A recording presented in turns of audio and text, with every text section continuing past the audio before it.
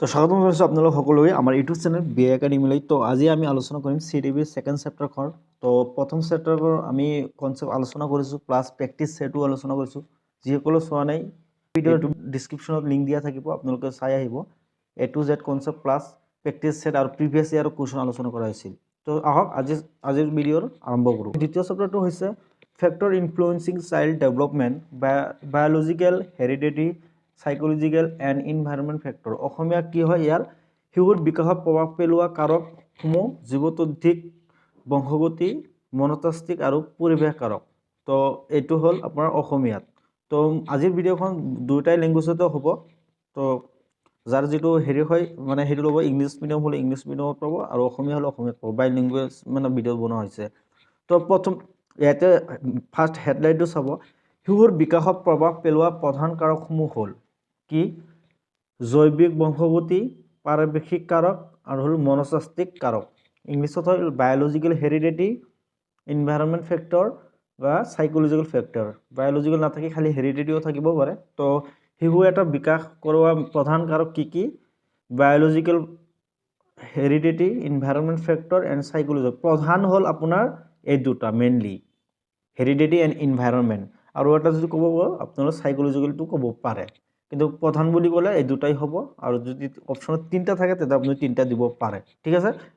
তো প্ৰথম যদি কনচেপ্টটো বুজি পালে, শিশুৰ বিকাশত পেলোৱা তিনিটা কাৰণ কি কি আছিল? জৈৱিক বংশগতি, পাৰিৱেশিক কাৰক আৰু মনস্তাত্ত্বিক কাৰক। তেতিয়া আমি আলোচনা কৰিম জৈৱিক বংশগতি বা বায়োলজিক্যাল হেৰিডিটি, এইটোৰ বিষয়ে আলোচনা কৰিম।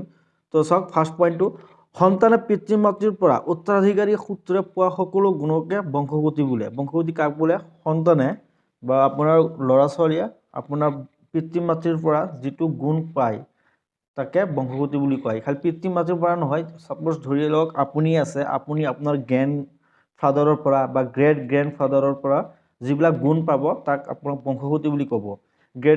আৰু হয়তো বা দেউতাকৰ ফালৰ পৰা নহয়, মাকৰ ফালৰ পৰাও হ'ব পাৰে। আৰু হয়তো বা আমি কিছুমান গম পাওঁ যে আমাৰ বংশ অকল ফাদাৰৰ পৰা আহে, কিন্তু নহয়। আপোনাৰ যিটো হেৰিডিটি বুলি কয় বংশগতি, ফাদাৰ প্লাছ মাদাৰ 50-50 আহে। ফাদাৰৰ পৰা 50% আহে, মাদাৰৰ পৰা 50% আহে, ইজিকেল টু 100 হয়, ঠিক আছে। প্ৰথম পইণ্ট বুজি পালে। দ্বিতীয় পইণ্টটো আহক, বংশগতি আমাৰ বিকাশৰ আৰ্হি ব্যাখ্যা কৰা আৰু আমি কেনেকৈ ডাঙৰ হওঁ নিৰ্ধাৰণ কৰে। তো বংশগতিয়ে আমাৰ কি কৰে?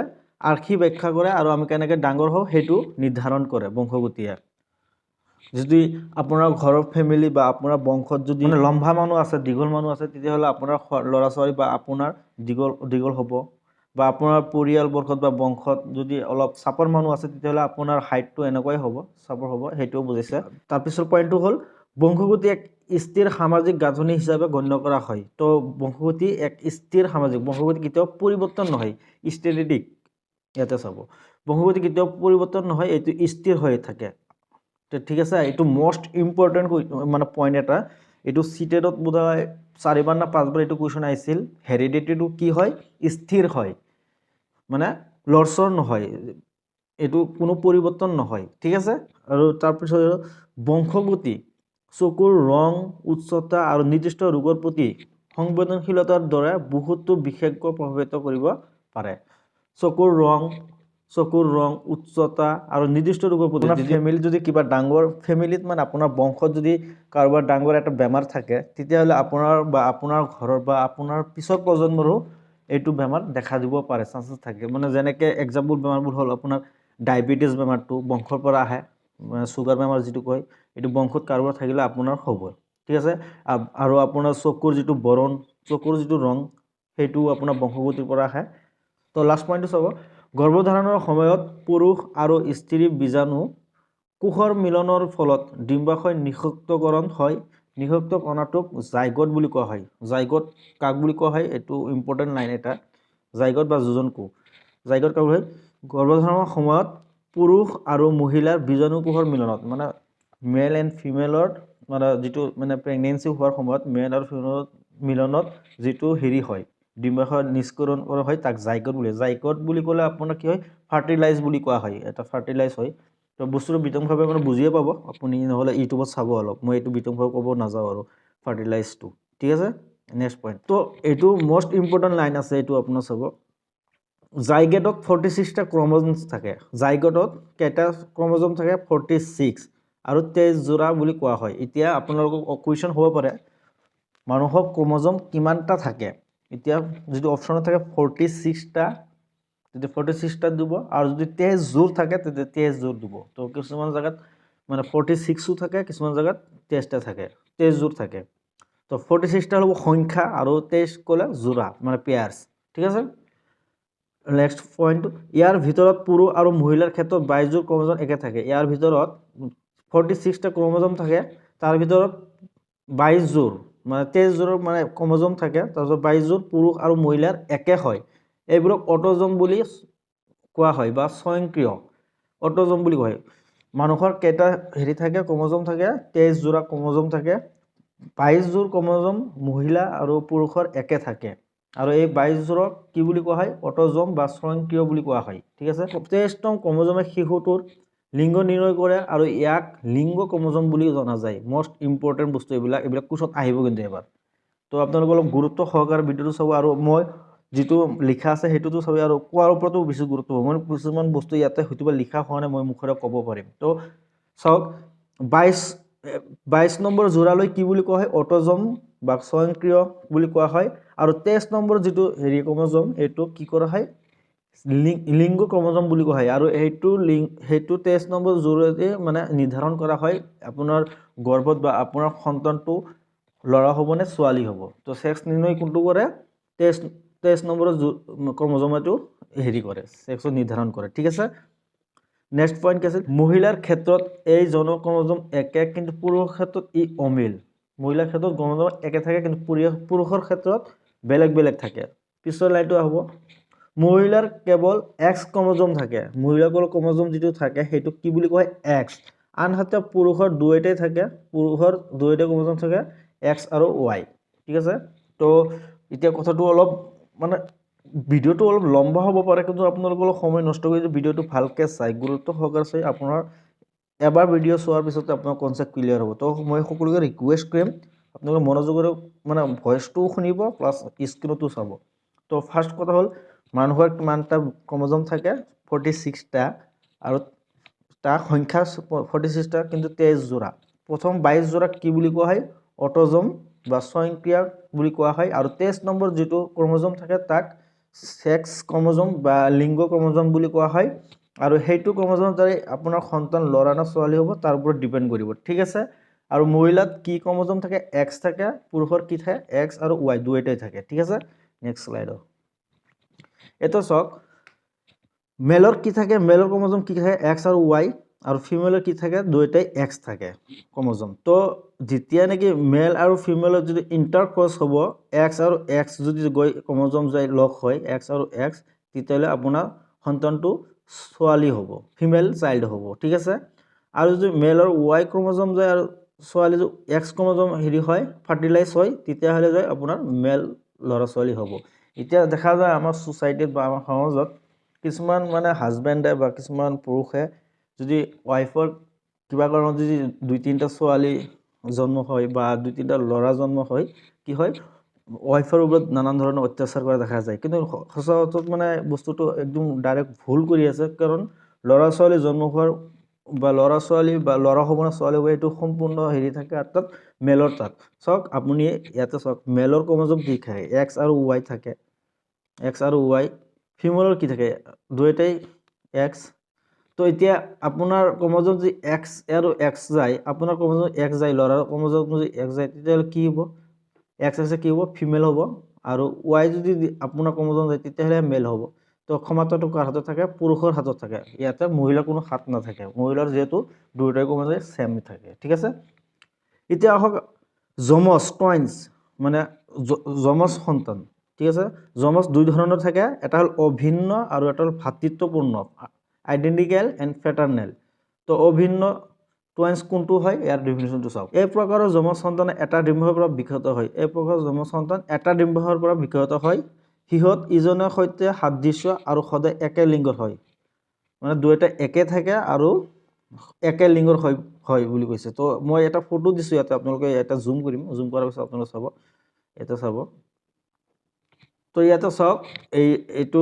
মানে ফিল্মৰ পৰা লৈছে এইটো আৰু এইটো কি সেম এইটো মেল হয় এইটো মেল হয় ইয়াৰ পৰা কিবা চেঞ্জ আছে একো চেঞ্জ নাই তো দুইটাই সেম হয় আৰু একে লিংগৰে হয় যেহেতু দুইটাই লৰা হয় তো ইয়াক কি কোৱা হয় আইডেন্টিকেল টুইনছ বা অভিন্ন যমজ আৰু দ্বিতীয়খন ফটো চাওক এজনো ছোৱালী হয় তো দুইটাই সেম জেন্ডাৰে হয় তো ইয়াক কি ক'ব আইডেন্টিকেল টুইনছ বা অভিন্ন যমজ ঠিক আছে এতিয়া হওক টুইনছ আগতো আলোচনা এক নম্বৰ ভাগটো আলোচনা এতিয়া টুইনছৰ 2 নম্বৰ ভাগটোত আহিম 2 নম্বৰটো ভাতৃত্বপূৰ্ণ বা ফ্ৰেটাৰনেল ইয়াৰ ডিফাৰেন্স কি এই প্ৰকাৰ যমজসন্ত পৃথক ডিম্বাশয়ৰ পৰা বিকশিত হয় তেওঁলোকৰ বেছিভাগ একে সময়ত কেৱল ভাই ভনী হয় কি হয় ইয়াতে চাওক এটা ল'ৰা আছে আৰু এটা ছোৱালী আছে তো এই দুটা যমজো হয় কিন্তু কি হয় ইয়াতো জেন্ডাৰ বেলেগ বেলেগ হয় এটা মেল আৰু এটা হল ফিমেল তো এইটো যমজক কি বুলি কোৱা হ'ব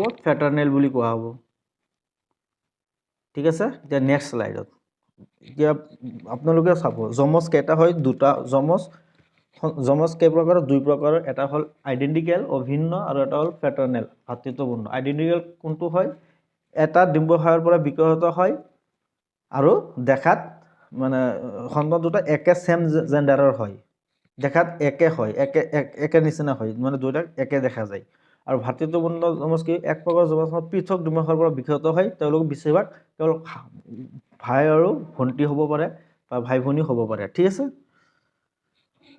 এতিয়া 2 নম্বৰ কাৰক হওক পাৰিবাহিক কাৰক এনভায়ৰনমেন্ট ফেক্টৰ প্ৰথম দুটা হল আপোনাৰ প্ৰথম হেৰিডিটিটো গল এতিয়া হেৰিডিটি মই আপোনাৰ আৰু এটা কথা সোমাই দিব বিচাৰি আছো হেৰিডিটি আপোনাৰ এনেকুৱা হয় আপোনাৰ পূৰ্বপুৰুষৰ বা আপোনাৰ বংশত যদি কিবা খেলিমেলি আছে তেতিয়া হলে আপোনাৰ জেনাৰেশনত বা আপোনাৰ 3-4 পিছৰ জেনাৰেশনতো আপোনাক দেখা দিব যদি আপোনাৰ বংশত বহুত আগৰ মানুহ মানে আপোনাৰ গ্ৰেট গ্ৰেণ্ডফাদাৰ মানে আজু কাকাৰ যদি দিনৰ আপোনাৰ বংশৰ যদি কাৰোবাৰ যদি কিবা ভৰি খুৰা বা তেনেকুৱা অলপ ডাঙৰ বেমাৰ আছে তেতিয়াহলে আপোনাৰ ঘৰত তো আহিব পাৰে নহলে আপোনাৰ নাতিৰ দিনতো আহিব পাৰে বংশ মানে 100 বছৰ পুৰণি হলেও মানে আহিব এইটো বংশৰ কিবা অলপ প্ৰবলেম থাকিলে এইটো দেখা দিয়ে সেইকাৰণে আমি কি কওঁ আমাৰ সোসাইটিত যেতিয়া চাব আমাৰ আজু কাকা হওক বা গ্ৰেণ্ডফাদাৰ হওক যেতিয়া আমাক বিয়া বাৰু পতাব যায় বা যেটো নেকি আপোনাৰ হেৰি কয় এৰেঞ্জ মেৰেজ কি কয় বংশটোৰ খবৰ লয় কোনটো বংশৰ পৰা আহিছে বংশত তেনেকুৱা হেৰি আছে সেইকাৰণে বংশৰ খবৰ লয় কাৰণ বংশ ঠিক থাকিলে সব ঠিক বংশত যদি কিবা খেলিমেলি থাকে এইটো বংশ কাৰ ঘৰত আহি দেখা দিব ঠিক নাই সেইকাৰণে মানে বংশ সকলে চাই এতিয়া মই মানে বেলেগ এক্সাম্পল দি বুজাইছো ভিডিওটো আপোনাৰ লম্বা হলো আপোনালোক মানে সহ্য কৰি চাব আৰু এইটো ভিডিওত আপোনালোক কনসেপ্ট সম্পূৰ্ণভাৱে ক্লিয়াৰ হ'ব যদি এইটো ভিডিও বুজি পাই আপোনাৰ আৰু নেক্সট কোন কনসেপ্ট পঢ়াৰ দৰকাৰ নাই বা দেখাৰ দৰকাৰ নাই তো 2 নম্বৰ পইণ্টত আহক পাৰিবাহিক কাৰক শিশুৰ বিকাশ পৰিবেশৰ দ্বাৰা যথেষ্ট প্ৰভাৱিত হয় শিশুৰ বিকাশ পৰিবেশৰ দ্বাৰা হয় বংশগতিৰটো অলপ থাকেই পৰিবেশৰো থাকে 50-50 থাকে হা পৰিবেশ হৈছে চাৰিওফালৰ প্ৰসংগ মানুহৰ সৈতে বাৰ্তালাপ সামাজিক সাংস্কৃতিক প্ৰেক্ষাপট ব্যক্তিজনৰ জীৱনৰ ৰাজনৈতিক আৰু ঐতিহাসিক প্ৰেক্ষাপট এইবিলাক বুজি পাব এইবিলাক লিখি ল'ব আপোনালোকৰ পইণ্টবিলাক নোটছ কৰি ৰাখিব পাৰে সুস্থ অনুকূল পৰিবেশে বিকাশৰ গতি দ্ৰুততৰ কৰা মানে এটা ভাল পৰিবেশ শিশুৰ বিকাশ দ্ৰুত কৰিব পাৰে আনহাতে ইয়াৰ অভাৱ বিকাশত হয় এতিয়া চাওক যদি আমাৰ এটা শিশু আমাৰ অসমৰ শিশু এটা যদি আমি জন্ম হোৱাৰ লগে লগে আমি যদি আমেৰিকাত পঠাই দিওঁ বা আমেৰিকাৰ কোনোবা এটা ফেমিলিত ৰাখি দিওঁ তেতিয়াহলে শিশুটো কি শিকিব লাহে লাহে ইংলিছ ক'ব বা তাৰ কালচাৰ শিকিব হয় না নাই কাৰণ তাৰ এনভায়ৰনমেন্ট তাৰ পৰিবেশ হেতু আছে কিন্তু তাৰ বংশ কোনটো হেৰিৰ আছিল অসমীয়া ফেমিলিৰ বংশ আছিল কিন্তু কি শিকিলে ইংলিছ শিকিলে কাৰণ তাৰ পৰিবেশ বেলেগ পালে ইয়াতো বংশ বেলেগ পালে হেতুও কৈছে সুস্থ অনুকূল পৰিবেশ শিশুৰ বিকাশ দ্ৰুত যদি আপুনি ভাল পৰিবেশ দিয়ে যে ভাল হেৰি হ'ব বিকাশ হ'ব আৰু যে পৰিবেশ তেনেকুৱা হয় তেতিয়ালে এতিয়া কিছুমানৰ হয়তো চাব চুৰৰ ল'ৰা চুৰ নহয় বহুত ভালো হয় আপোনালোকে চাইছে আমাৰ সোসাইটিত বহুত হেৰি আছে কাৰণ তাৰ বংশত কি আছিল চুৰ আছিল কিন্তু তাৰ ল'ৰা ভাল কেনেকৈ হ'ল ভাল এটা পৰিবেশত পৰিছিল বা ভাল এটা পৰিবেশ আছিল কাৰণে ভাল মানুহ হ'ল আৰু ভাল ঘৰৰ মানুহৰ ল'ৰা চাব চুৰু হৈছে বা বহুত বেয়া কাম ডকাইত কিবা কিবি হৈছে কাৰণ তাৰটো বংশত হেৰিডিটিত নাছিল যে চুৰ বা ডকাইত তেনেকুৱা নাছিল চুৰ ডকাইত কি হ'ল পৰিবেশত পৰি সেইকাৰণে মানুহ এটা শিশুৰ বা এটা ব্যক্তিৰ বিকাশত পৰিৱেশ আৰু হেৰিটেৰী দুয়োটাৰে হাত থাকে। আৰু এটা পইণ্ট আছে, বিদ্যালয়খনে শিশুৰ শিক্ষা আৰু বিকাশত এক গুৰুত্বপূৰ্ণ ভূমিকা পালন কৰে। বিদ্যালয়ে শিশুৰ শিক্ষা আৰু বিকাশত গুৰুত্বপূৰ্ণ ভূমিকা পালন কৰে। ঠিক আছে, কিছুমান পৰিৱেশিক কাৰকৰ প্ৰভাৱৰ বিষয়ে তলত আলোচনা কৰা হ'ল। পৰিৱেশ কি কাৰক থাকে আৰু তলত কিছুমান পিতৃ মাতৃৰ লগত পাৰস্পৰিক সম্পৰ্ক, এইটো পৰিৱেশিক কাৰক। পিতৃ মাতৃৰ লগত ডাইৰেক্টলি মানে সম্পৰ্ক থাকিব লাগে ল'ৰা ছোৱালীৰ। পৰিপুষ্টি, শিক্ষণৰ পৰিৱেশ আৰু শিক্ষাৰ পৰিৱেশ দিব লাগে। সামাজিক পাৰস্পৰিক সম্পৰ্ক, ছ'চাইটিৰ লগত মানে উঠা বহা কৰিব। সাংস্কৃতিক কাৰক আৰু জলবায়ু কাৰক, কিছুমান জলবায়ুৰ ওপৰত হয়। জলবায়ু কেনেকৈ হয় চাওক, আমাৰ ইয়াৰ জলবায়ুৰ মানুহবিলাক কেনেকুৱা হয় মানে আপোনাৰ কলাও নহয়, আকৌ বেছি ধুনীয়াও নহয়। আকৌ বাহিৰৰ মানুহ, আমেৰিকা বা ইংলেণ্ডৰ মানুহ কি হ'ব, বগা হয়। সেইকাৰণে জলবায়ু কাৰকো থাকে পৰিৱেশৰ লগত। তো পৰিৱেশৰ কাৰক কেইটা পালে, পিতৃ মাতৃৰ লগত সম্পৰ্কিত, পৰিপুষ্টি, শিক্ষণৰ পৰিৱেশ, সামাজিক পাৰস্পৰিক সম্পৰ্ক, সাংস্কৃতিক কাৰক আৰু জলবায়ু কাৰক। ঠিক আছে, নেক্সট স্লাইড। 3 নম্বৰ কাৰণটো আহি পালোঁ, মনস্তাত্ত্বিক কাৰক, সাইক'লজিকেল ফেক্টৰ। ঠিক আছে, বংশগতি আৰু পৰিৱেশ যদি শিশুৰ বিকাশত প্ৰভাৱিত কৰা মূল কাৰক, তথাপিও শিশুৰ সামগ্ৰিক বিকাশত কিছুমান মনস্তাত্ত্বিক কাৰকে গুৰুত্ব বা ভূমিকা পালন কৰে। এতিয়া মই প্ৰথম কৈছোঁ মেইন কাৰণ কি হয়, হেৰিডিটি এণ্ড এনভাইৰনমেণ্ট। এটা সূত্ৰ আপোনালোকে মনত ৰাখিব, মই আগৰ ভিডিঅ'টোত কৈছিলোঁ, development is equal to heredity into environment. এটা শিশুৰ বিকাশৰ মূল কাৰণ কি, বংশগতি আৰু পৰিৱেশ আৰু মনস্তাত্ত্বিকও হয়। শিশুৰ ইয়াতে চাওক, শিশুৰ সামগ্ৰিক বিকাশত কিছুমান মনস্তাত্ত্বিক কাৰকে গুৰুত্ব ভূমিকা পালন কৰে। শিশুৰ বিকাশক প্ৰভাৱিত কৰা মনস্তাত্ত্বিক কাৰকবোৰ হ'ল, শিশুৰ বিকাশত মনস্তাত্ত্বিক কাৰক কেইটা, আৱেগ, প্ৰয়োজন আৰু প্ৰেৰণা। এতিয়া আৱেগ বুলি ক'লে কি হয়, শিশু এটা প্ৰেম, দয়া, সহানুভূতি বা আশ্চৰ্য, ভয়, বিৰক্তি আদি হৈছে শিশুৰ আৱেগিক। আৰু এইকেইটাক আমাৰ কি কৰিব লাগে, আমাৰ ফেমিলিয়ে বা আমাৰ পৰিয়ালৰ মুৰব্বীজনে বা শিশুৰ মা হওক, দেউতা হওক বা ডাঙৰ বা হওক, ভনী হওক, ইহঁতৰ প্ৰতি ৰেচপন্স দিব, এইটো আৱেগৰ প্ৰেম দিব লাগে, হেৰি দিব লাগে, দয়া কৰিব, সহানুভূতি দেখাব লাগে। সিহঁতে সেইটোৰ আৱেগত থাকে। ঠিক আছে, দ্বিতীয় নম্বৰ পইণ্ট হ'ল প্ৰয়োজন। আৰু শিশুৰ কি হয়, সন্মানৰ প্ৰয়োজন হয়, নিউট্ৰিশ্যন বা আহাৰৰ প্ৰয়োজন হয়, ভাল এটা পৰিৱেশৰ প্ৰয়োজন হয়, এইকেইটা দিব লাগে, প্ৰয়োজনত এইকেইটা দিব লাগে। ঠিক আছে, আৰু প্ৰেৰণা আৰু ইচ্ছা, শিশুৰ মানে অন্তৰ্নিহিত কিছুমান ইচ্ছা থাকে আৰু সেইবিলাক ইচ্ছাত মানে কাম কৰিব দিব লাগে আৰু তাক ইনস্পিৰেশ্যন বা মটিভেশ্যন কৰিব লাগে। ছাপ'জ ধৰি লওক আপোনাৰ শিশু আছে বা আপোনাৰ শিশু লাইফত হয়তো বা ডক্টৰ, ইঞ্জিনিয়াৰ হ'ব বিচাৰি আছে, কিন্তু আপুনি নিজৰ প্ৰেৰণাৰ কাৰণে বা নিজৰ ইচ্ছাৰ কাৰণে আপুনি IAS বনাব খুজি আছে বা APSC কিবা বনাব খুজি আছে, সেইটো নহয়। শিশুৰ যিটো প্ৰেৰণা, শিশুৰ যিটো ইচ্ছা, সেইটো প্ৰেৰণা আৰু ইচ্ছা অনুযায়ী কৰিব লাগে। তাৰ যিটো ইচ্ছা তাতে প্ৰেৰণা দিব লাগে। ঠিক আছে, তো এতিয়া মই প্ৰথম আকৌ গুৰিৰ পৰা অলপ কৈ আহিম, তো আপোনালোকে অলপ শুনিব। আৰু প্ৰথম শিশুৰ বিকাশত 3টা ষ্টেপ থাকে, এটা হ'ল বংশগতি, হেৰিডিটি, আৰু এটা পৰিৱেশ, এনভাইৰনমেণ্ট, আৰু এটা হ'ল সাইক'লজিকেল ফেক্টৰ থাকে। হেৰিডিটি কি হয়, মানে আপোনাৰ পূৰ্বপুৰুষৰ পৰা বা আপোনাৰ ফাদাৰ মাদাৰ বা মাদাৰৰ। এতিয়া এটা কথা মনত ৰাখিব, হেৰিডিটি অকল ফাদাৰ মাদাৰো বুজায়, খালি ফাদাৰৰো নুবুজায়, ফাদাৰ মাদাৰ বৰ ছাইডৰ পৰা কিন্তু হেৰিডিটি ধৰা হয়। এতিয়া আমি হয়তো বা আমাৰ যিটো মুখে যিটো দেউতাকৰ ফালৰ পৰা বংশ ধৰা হয়, কিন্তু এইটো নহয়। মাদাৰো 50% থাকে, ফাদাৰৰো 50% থাকে হেৰিডিটি। তো আপোনাৰ যদি মাকৰ ঘৰত যদি কিবা পুৰুষৰ যদি কিবা অসুবিধা থাকে, সেইটোতো আপোনাৰ ঘৰত দেখা দিব পাৰে। ঠিক আছে, এইটো হয়। আৰু মানুহৰ ক্ৰম'জম কেইটা থাকে, 46টা থাকে। যদি যোৰা বুলি কোৱা হয়, 23 পেয়াৰ্ছ বা যোৰা থাকে। 22 যোৰ কি বুলি কোৱা হয়, অট'জম বা স্বয়ংক্ৰিয় কোৱা হয়। আৰু 23 নম্বৰ যোৰাটোক ছেক্স ক্ৰম'জম বা লিংগ নিৰ্ধাৰণ ক্ৰম'জম বুলি কোৱা হয়, লিংগ ক্ৰম'জম। আৰু ফিমেলৰ ক্ৰম'জম মাত্ৰ এক। ইয়াতে হ'ল এইটো আইডেণ্টিকেল মানে টুৱাইন্স দুই ধৰণৰ হয়। এটা হ'ল আইডেণ্টিকেল টুৱাইন্স আৰু এটা ফেটাৰ্নেল টুৱাইন্স। তো আইডেণ্টিকেল টুৱাইন্স কি হয়, ছেম জেণ্ডাৰ হ'ব আৰু দেখাত ছেম হ'ব। এই ল'ৰা হ'ব, নহ'লে ছোৱালী হ'ব। দুটা ছোৱালী হ'ব বা দুটা ল'ৰা হ'ব আৰু দেখাত একে হ'ব, কোনো ধৰণৰ চেঞ্জেছ নাই। এইটো হ'ল আইডেণ্টিকেল। আৰু ফেটাৰ্নেল কোনটো হয়, ফেটাৰ্নেল হয়তো এটা ল'ৰা হ'ব, এটা ছোৱালী হ'ব, বা দুয়োটা ল'ৰা হ'ব পাৰে, কিন্তু মুখৰ গঠন বেলেগ বেলেগ হ'ব পাৰে। আমাৰ ঘৰৰ ওচৰত আছে এনেকুৱা দুটা যমজ সন্তান, কিন্তু মুখৰ আকৃতি নিমিলে, বেলেগ বেলেগ। তো এইটো ফেটাৰ্নেল বুলি কোৱা হয়। ঠিক আছে, তাৰপিছত আহিল পৰিৱেশিক কাৰণ। পৰিৱেশৰ কাৰণ মানে শিশুৱে এটা ভাল পৰিৱেশ দিব লাগে। ভাল পৰিৱেশ দিলে ভাল হ'ব, বেয়া পৰিৱেশ দিলে বেয়া হ'ব, যিমানে ভাল বংশৰ নহওক কিয় বা বেয়া বংশৰ নহওক কিয়। ঠিক আছে, আৰু কিছুমান পৰিৱেশ কাৰণ হ'ল পিতৃ মাতৃৰ সম্পৰ্ক, পৰিপুষ্টি, শিক্ষণৰ পৰিৱেশ, সামাজিক পৰিৱেশ এইকেইটা চাই ল'ব, ইম্পৰ্টেণ্ট আছে। ঠিক আছে। সাইকোলজিকেল আৱেগ প্ৰয়োজন আৰু প্ৰেৰণা। আৱেগবিলাক হ'ল আপোনাৰ প্ৰেম কৰিব লাগে, লাভ, ইম'চনেল ছাপৰ্ট দিব লাগে, দয়া কৰিব লাগে, আৰু প্ৰয়োজন কি হ'ল নিউট্ৰিশ্যন দিব লাগে, সন্মান দিব লাগে, ইনস্পিৰেশ্যন কৰিব লাগে, প্ৰেৰণা আৰু ইচ্ছা সিহঁতৰ যিটো কাম কৰি ভাল পায় সেইটোকে প্ৰেৰণা দিব লাগে, আৰু এইটোতে আপোনাৰ মটিভেশ্যন দিব লাগে। তো চাওক আপোনালোকে যিটো চালে, যদি ভিডিঅ'টো ভাল পালে লাইকছ, কমেণ্ট এণ্ড শ্বেয়াৰ কৰিব, আৰু আমাৰ চেনেলক ছাবস্ক্ৰাইব কৰিব, আৰু আপোনালোকৰ এটা ৰিকুৱেষ্ট প্লিজ শ্বেয়াৰ কৰি দিব আমাৰ এইখন ভিডিঅ'। আৰু আপোনালোকে যদি বিচাৰে এইটো কনচেপ্টৰ ওপৰত কুৱেশ্যন পাব তেতিয়াহ'লে এইটো ভিডিঅ' ডিছক্ৰিপশ্যনত পাব, আৰু যদি ষ্টাডি মেটেৰিয়েলছ বিচাৰে তেতিয়াহ'লে এইটো ভিডিঅ' ডিছক্ৰিপশ্যনত হোৱাটছআপ গ্ৰুপ দিয়া থাকিব, তাতে আপোনালোকে জইন হ'ব, তাত ষ্টাডি মেটেৰিয়েলছ প্ৰভাইড কৰা হয়, আৰু প্ৰথম ভিডিঅ'ৰ কনচেপ্টবিলাক চাই ল'ব। ধন্যবাদ।